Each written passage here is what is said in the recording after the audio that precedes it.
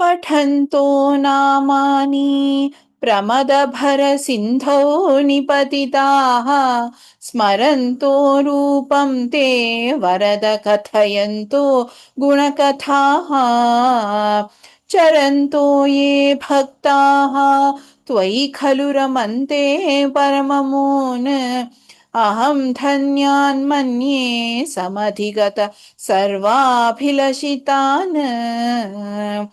तदक्लिष्टं कष्टं तव चरणसेवारसभरेऽपि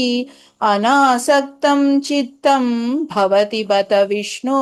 कुरु दयाम् भवत्पादाम्भोजस्मरणरसिको नाम निवान्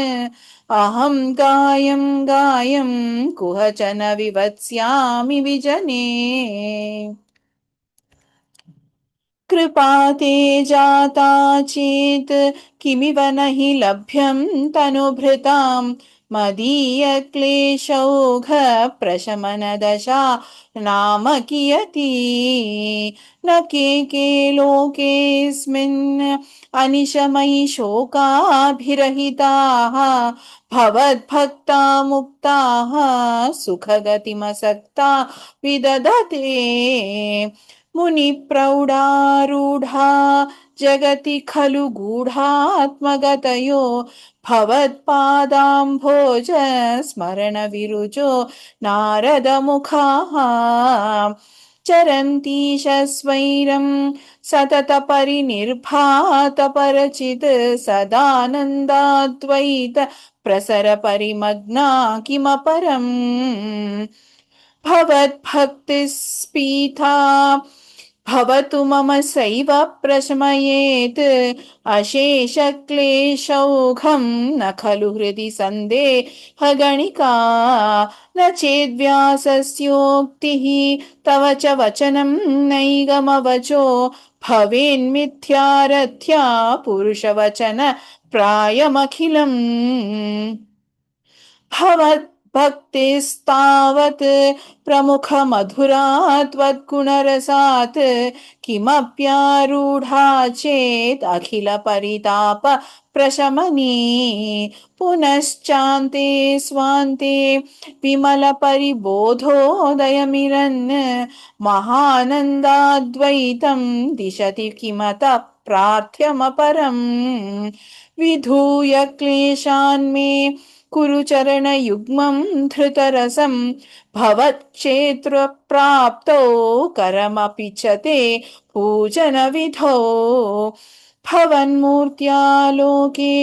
नयनमथते पादतुलसी परिघ्राणे घ्राणं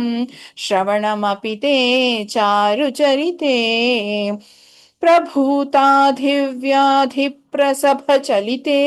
मामकहृदि त्वदीयं तद्रूपं परमसुखचिद्रूपमुदीयात् उदञ्च द्रोमाञ्चो गलितबहुहर्षाशुनिवहो यथा विस्मर्यासं दुरुपशमपीडा परिभवान् मरुद्गेहादीश त्वयि खलु पराञ्चोऽपि सुखिनो भवत्स्नेही सोऽहं सुबहु परितप्ये च किमिदम् अकीर्तिस्ते मा भूत् वरद गदभारं प्रशमयन् भवद्भक्तो तंसं झटिति कुरु मां कंसदमन किमुक्तैर्भूयोभिः तव हि करुणा यावदुदीयात् अहं तावद्देव प्रहितविविधार्थप्रलपितः पुरक्लिप्ते पादे वरद तव नेष्यामि दिवसान् यथाशक्तिव्यक्तं न तनुति निषेवा विरचयन्